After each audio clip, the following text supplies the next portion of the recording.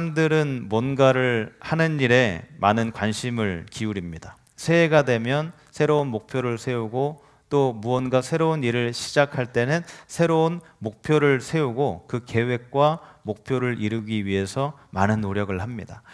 그런데 사실 이 시작보다 더 중요한 것은 마지막입니다. 아무리 시작을 잘했어도 끝을 잘 맺지 못하면 그렇게 노력한 것이 모든 것이 흔들릴 수 있기 때문이죠. 여러분 고등학생 때 학교에서 기말고사를 다들 보셨을 것입니다.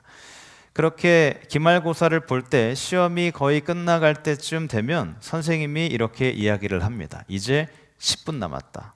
그러면 그 말을 들은 학생들이 살짝 태도가 달라집니다. 여유 있게 문제를 풀던 학생들도 다시 한번 문제를 확인하고 또 풀지 못한 문제와 답을 다시 확인을 합니다. 시간이 얼마 남지 않았다는 것을 알면 무엇을 먼저 해야 할지 판단하게 되고 남은 시간을 더 집중해서 사용할 수 있게 되는 것이죠. 이처럼 시간이 얼마 남지 않았다는 사실을 깨달으면 우리의 태도가 달라지는 것입니다. 우리 삶도 마찬가지인데요. 우리는 내가 살아가는 이 하루하루가 계속될 것이라고 생각하면서 이 세상을 살아갑니다. 오늘 이 못한 일은 내가 내일 하면 되지. 그러면서 지금 해야 할 일을 뒤로 미룰 때가 있습니다. 그런데 우리에게 주어진 시간은 무한한 것이 아닙니다. 우리는 언젠가 하나님 앞에 서는 날이 다 찾아오게 되어 있는데요. 반드시 그날이 언제인지는 알 수 없지만 반드시 그날이 찾아온다는 것은 확실합니다. 그렇다면 중요한 것은 내가 얼마나 많은 것을 이루었느냐 이것이 아니라 나에게 주어진 기회를 어떻게 사용하면서 살았는가가 될 수 있습니다. 자, 마지막을 생각하면서 사는 사람은 나에게 주어진 이 오늘 하루를 함부로 살지 않습니다. 시간이 계속 남아있다고 생각하는 사람은 중요한 일을 뒤로 미루지만 언젠가 끝이 있다는 사실을 아는 사람은 지금 해야 할 일을 하는 것이죠.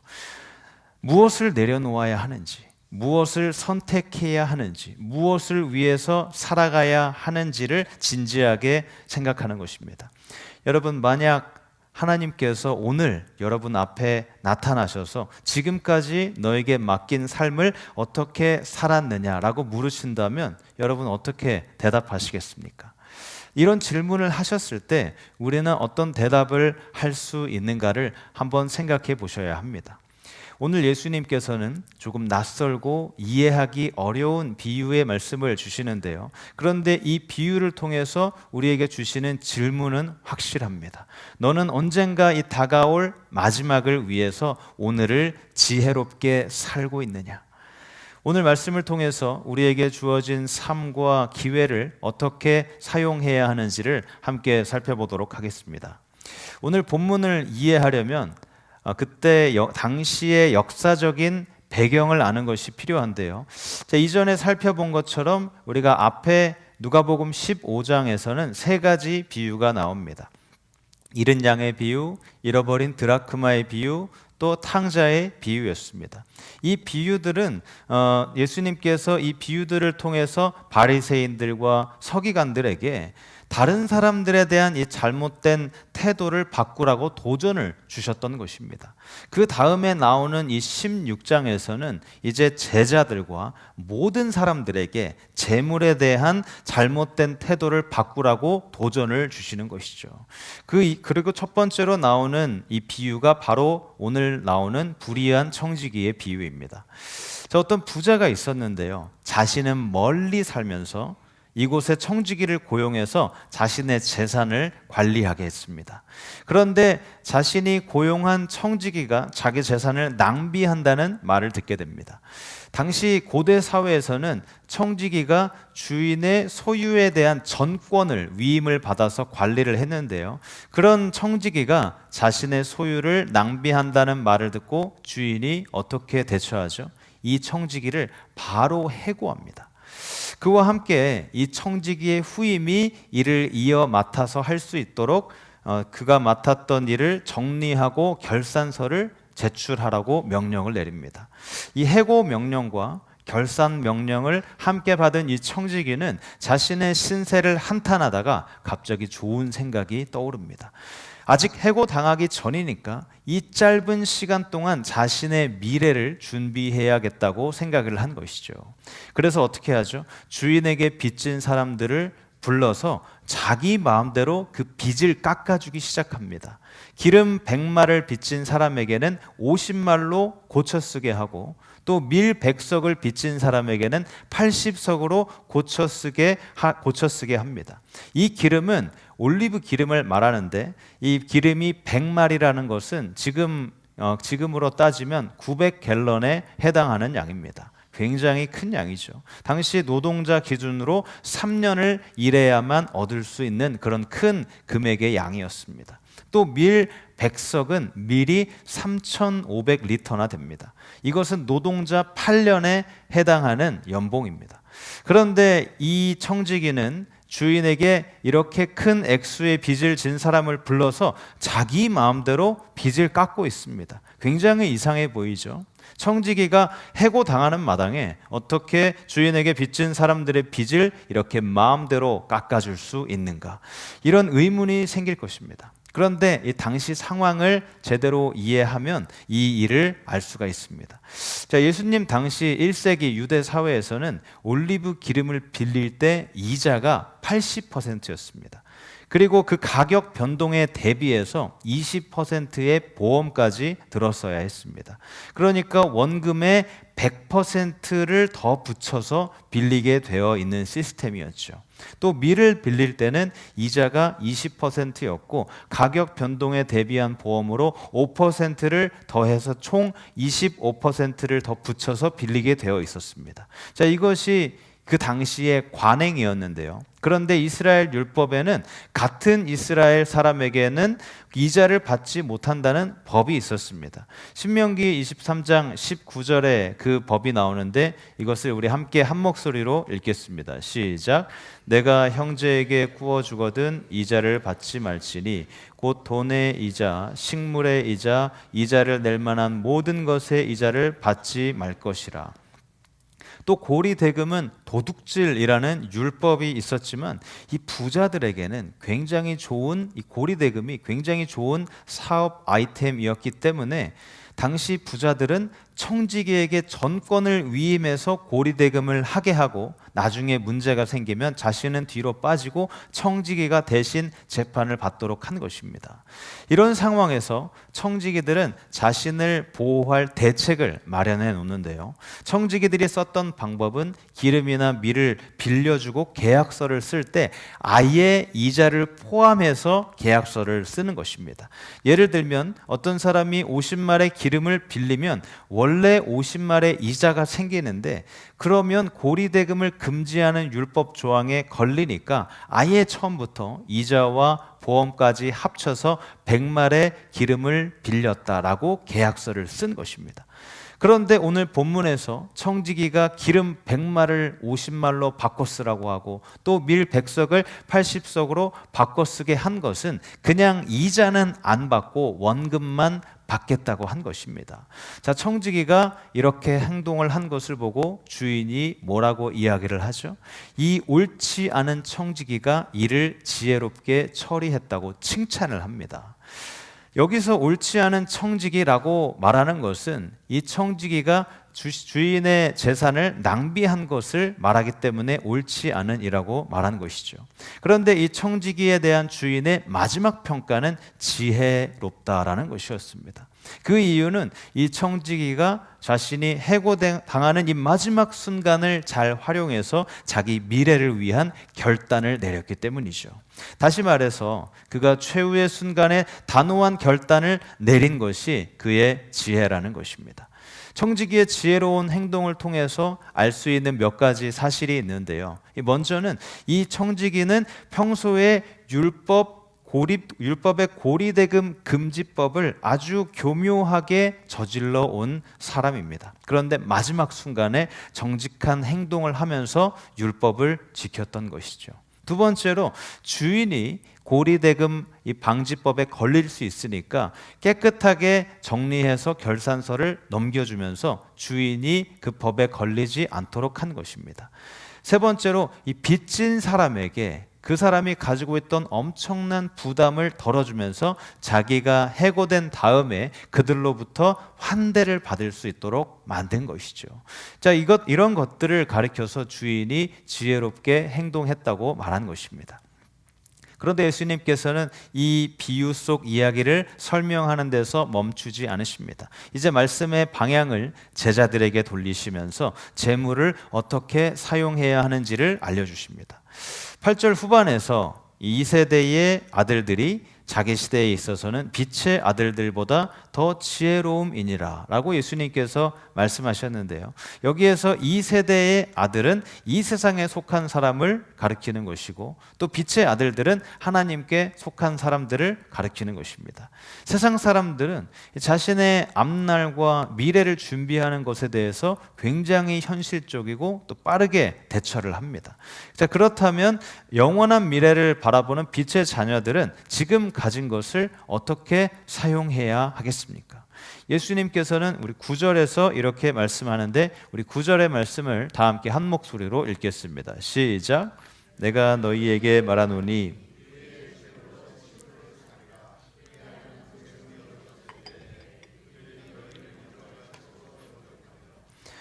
자, 여기에서 보면 불의의 재물이라고 쓰여 있어서 조금 이상하다고 느껴지실 수 있는데요, 그런데 이 말은 재물 자체가 원래 불의하다는 뜻이 아닙니다. 한국말이 그렇게 번역이 된 것뿐이지 사실은 하늘의 보화와 반대되는 세상의 재물을 말하는 것입니다. 세상의 재물은 타락한 이 질서의 세상에 속한 것이라서 불의하게 사용될 수밖에 없습니다. 물론 돈을 선하게 사용하는 경우가 있지만 그것보다 악하게 사용되는 경우가 훨씬 더 많이 있죠. 자, 세상에서 일어나는 온갖 사건과 사고들을 한번 보시기 바랍니다. 부동산 투기, 살인, 강도, 도둑질, 탈세, 이 모든 것이 다 돈과 연관이 되어 있습니다. 심지어 전쟁도 돈과 연결되어서 일어나는 경우가 굉장히 많습니다. 모든 문제의 핵심에 돈이 있는 경우가 정말 많습니다. 그런데 여러분, 이 돈은 영원한 것이 아닙니다. 세상의 재물은 반드시 없어지는 날이 찾아옵니다. 여러분은 지금 여러분의 이 물질을 어떻게 관리하고 계십니까? 현금이 많이 있으면 금고에 넣든지 아니면 은행에 넣어서 보관하고 계실 것입니다. 그런데 그것이 영원히 존재할까요? 언젠가는 반드시 없어지는 날이 찾아옵니다. 써서 없어지기도 하고 실제로 고대 사회에서는 이 재물이 닳아서 없어지는 경우도 있었습니다. 자, 그런데 분명한 것은 언젠가 우리가 이 세상을 떠날 때 재물이 하나도 없는 상태로 하나님 앞에 서게 된다는 것입니다. 그렇기 때문에 어차피 없어질 재물의 노예로 살아가는 것이 아니라 이 재물을 이 땅에 있는 동안 잘 사용해서 친구를 사귀라는 것이 예수님의 말씀입니다. 친구를 사귀라는 것은 결국 다른 사람들을 위해서 내 재물을 사용하라라는 것이죠.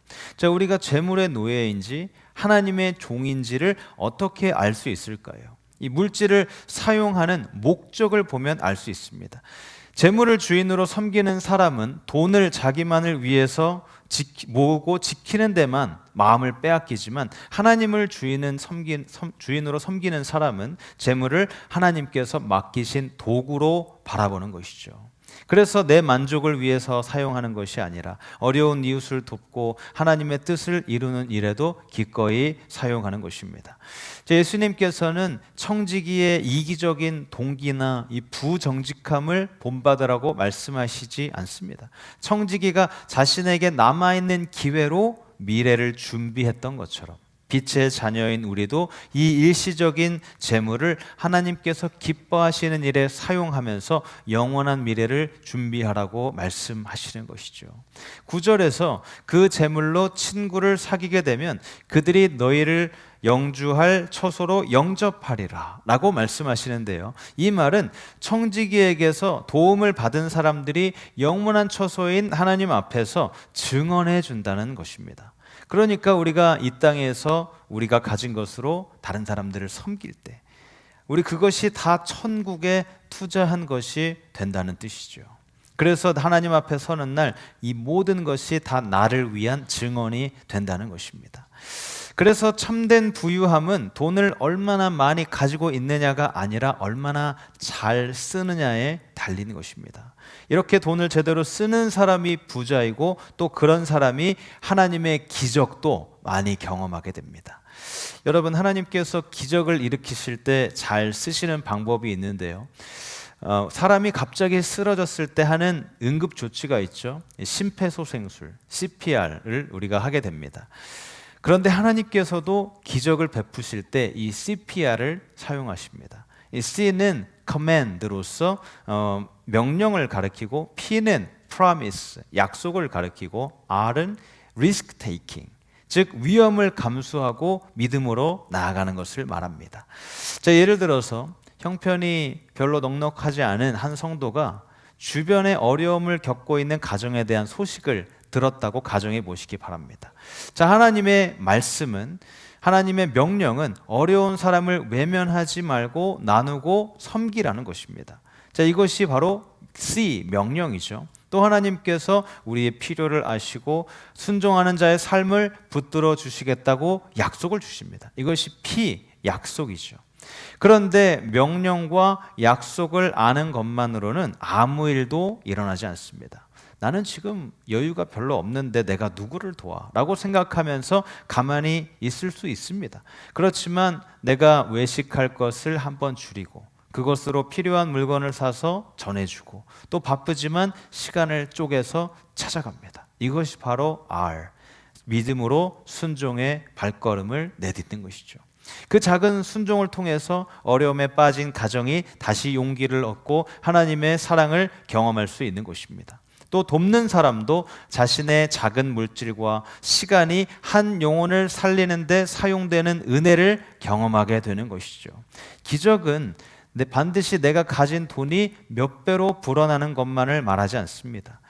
내 작은 순종을 통해서 한 사람의 마음이 살아나고 하나님의 사랑이 전해지는 것도 하나님께서 이루시는 놀라운 기적인 것이죠. 이것은 선한 일을 하면 구원을 받는다는 그런 뜻은 아닙니다. 이미 하나님의 은혜로 구원받은 사람이라면 자신에게 맡겨진 것을 하나님과 이웃을 위해서 사용하는 열매로 나타나야 한다는 것이죠. 그래서 중요한 것은 내가 지금 얼마나 많이 가지고 있느냐가 아닙니다. 지금 내게 맡겨진 것이 비록 적더라도 그것을 누구를 위해, 어떤 목적을 위해서 사용하고 있느냐가 중요한 것입니다. 사랑하는 여러분, 우리에게 맡겨진 재물과 시간과 재능을 하나님의 뜻에 따라 선하게 사용함으로 영원한 열매를 준비하는 지혜로운 성도님들이 다 되시기를 주님의 이름으로 축복합니다. 자, 그러면서 예수님께서는 이어서 지극히 작은 것에 충성하라고 말씀하십니다. 예수님께서는 재물을 바르게 사용하는 것에 대해서 일시적인 선행만이 아니라 하나님께서 맡기신 것에 충성하는 삶이 재물을 바르게 사용하는 것이라고 말씀을 하시는데요. 자, 10절부터 12절까지를 보면 세 가지 대조가 나옵니다. 10절에 지극히 작은 것과 큰 것, 그리고 11절에 불의한 것과 참된 것, 그리고 12절에 남의 것과 너희의 것입니다. 여기서 지극히 작은 것, 불의한 것, 남의 것은 우리가 이 세상에서 맡아 사용하는 재물을 가리킵니다. 반면에 큰 것, 참된 것, 너희의 것은 하나님 나라에 주어질 영원한 것을 가리키는 것이죠. 예수님께서 이렇게 말씀하신 것은 이 세상의 재물이 중요하지 않다는 뜻이 아닙니다. 오히려 재물은 작고 일시적인 것이지만 그것을 사용하는 우리의 태도가 결코 작지 않다는 말이죠. 하나님께서는 우리가 이 땅의 재물을 어떻게 사용하시는지를 보시면서 우리의 믿음과 충성도 함께 보시기 때문입니다. 그래서 지극히 작은 것에 충성한 사람은 큰 것에도 충성하고 또 작은 것에 불의한 사람은 큰 것에도 불의하다고 말씀하시는 것입니다. 청지기는 자기 것을 관리하는 사람이 아니라 주인의 것을 맡아서 관리하는 사람입니다. 그래서 우리가 가진 재물도 궁극적으로는 내 것이 아니라 하나님께서 맡겨주신 것입니다. 재물뿐만 아니라 우리의 시간과 재능과 기회도 마찬가지인데요. 하나님의 청지기는 그것을 내 마음대로 사용하는 사람이 아니라 주인이신 하나님께서 기뻐하시는 방향으로 사용하는 사람입니다. 제가 목회를 하면서 점점 더 깨닫게 되는 것이 있는데요. 교회는 이 눈에 크게 띄는 단 몇 사람만의 헌신으로 세워지는 것이 아니라는 점입니다. 매주 조금씩 일찍 와서 예배를 준비하고, 또 아픈 성도가 있다는 이야기를 들으면 전화하고, 또 차편이 없는 분이 있으면 태워다 드리고, 아무도 알아주지 않아도 식당에서 조용히 식탁을 닦고 점심 준비를 하고, 또 뒷정리를 하고, 그리고 예배당을 청소하고 주보를 접고, 이런 작은 섬김의 손길들이 있습니다. 이런 손길 전체가 교회를 세우는 것이죠. 또 자신의 형편에서 조용하지만 최선을 다해서 선교와 구제에 동참하는 손길도 있습니다.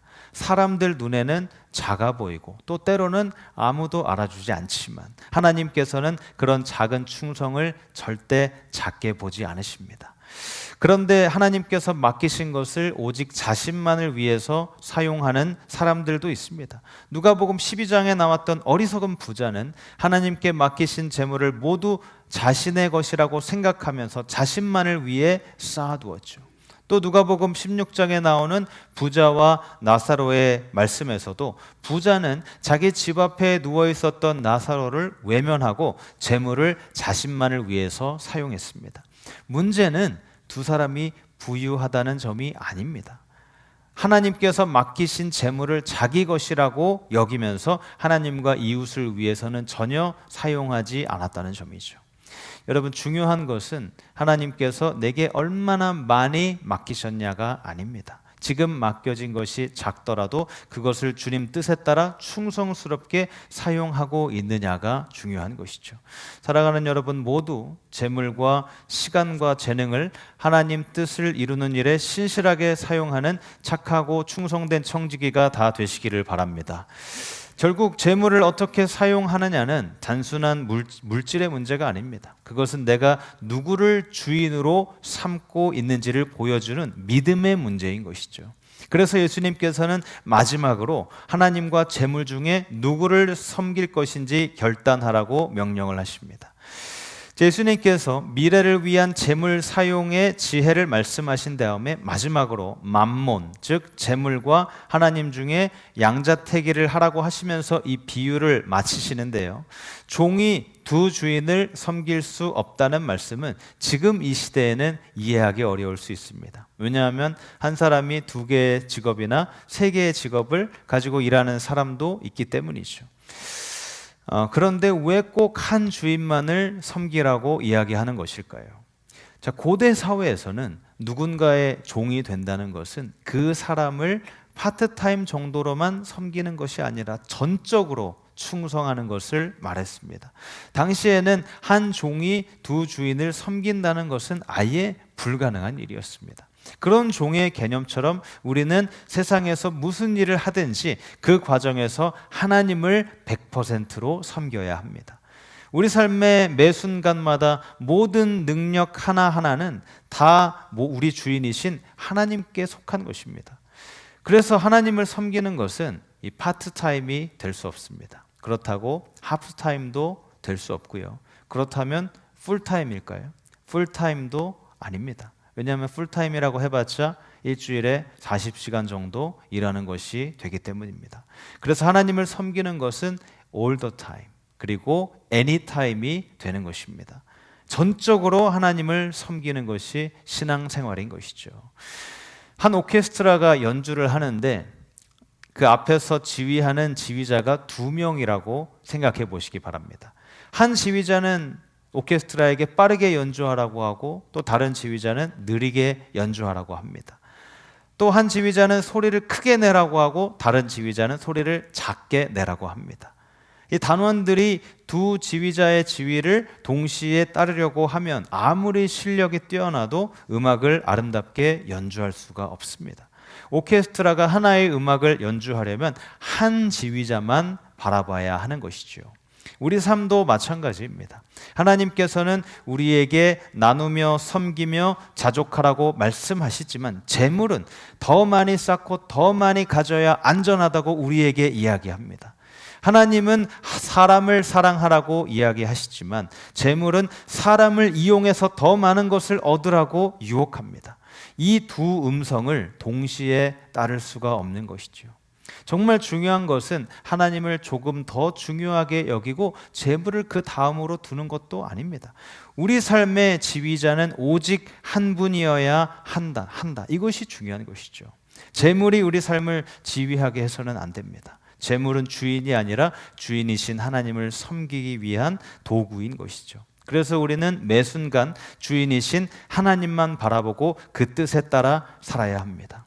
그러므로 사랑하는 여러분, 하나님께 전적으로 충성하며 재물을 하나님을 섬기는 수단으로 삼으시기를 바랍니다. 이 세상에서 높은 자리에 올라가거나 성공하는 것은 사실 우리의 인생의 목표가 될 수 없습니다. 높은 자리에 올라가고 무엇을 이룬다는 것은 사실 하나님이 주신 목적을 이루기 위한 수단이고 도구가 되어야 하는 것이죠. 이제 말씀을 마무리합니다. 미국 미시시피주에 오세올라 메카티라는 여성이 있었습니다. 그녀는 아픈 이모를 돌보기 위해서 6학년 때 학교를 그만두고 그 후에 75년 동안 다른 사람들의 옷을 세탁하고 다림질하면서 살았습니다.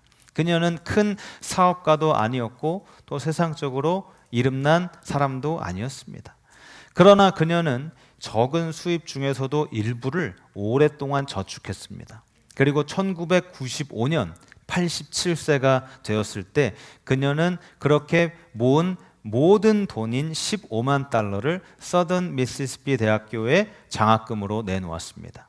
자신은 형편 때문에 학교를 다니지 못했지만 사정이 어려운 학생들이 자신과 같은 이유로 배움의 기회를 잃지 않기를 바랬기 때문이죠. 그 작은 세탁소 일에서 시작된 장학 기금은 다른 사람들의 기부를 통해서 계속해서 성장해 나아갔습니다. 그래서 2025년에는 기금이 총 100만 달러에 이르게 되었고 그때까지 133명의 학생이 도움을 받을 수 있었습니다.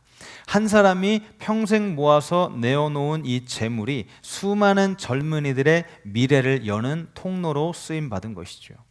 이 메카티는 자신의 기부에 대해서 이렇게 말했습니다. 내가 드린 돈은 한 푼도 아깝지 않습니다. 더 많이 드릴 수 없었던 것이 안타까울 뿐입니다. 그 돈은 그녀의 손에서 사라졌지만 결코 없어진 것이 아닙니다. 누군가에게는 배움의 기회가 되었고 또 다른 사람들에게는 나눔에 동참하는 씨앗이 된 것이죠. 재물이 그녀의 주인이 된 것이 아니라 사람을 살리고 섬기는 도구가 된 것입니다. 사랑하는 여러분, 우리에게 15만 달러가 없을 수 있습니다. 그렇지만 하나님께서 다 각자에게 맡겨주신 재물과 시간과 재능과 기회는 모두 다 가지고 있습니다. 하나님께서 보시는 것은 얼마나 많이 있느냐가 아니라 맡겨진 것을 누구를 위해 어떤 목적으로 사용했냐는 점입니다. 오늘 말씀의 제목처럼 우리 자신에게 다시 질문해 보시기 바랍니다. 나는 누구의 청지기인가? 내게 있는 것을 내 것이라고만 여기면서 나만을 위해 붙들고 있는 것은 아닌지, 아니면 하나님께서 맡겨주신 것이라고 인정하면서 이웃을 섬기고 하나님 뜻을 이루는 일에 사용하고 있는지. 사랑하는 여러분, 지극히 작은 것에도 충성하며 재물이 아니라 하나님만을 주인으로 섬기시기를 바랍니다. 하나님께서 맡겨주신 모든 것을 주님의 뜻에 따라서 지혜롭게 사용하여 하나님께 인정받는 착하고 충성된 청지기가 다 되시기를 주님의 이름으로 축복합니다.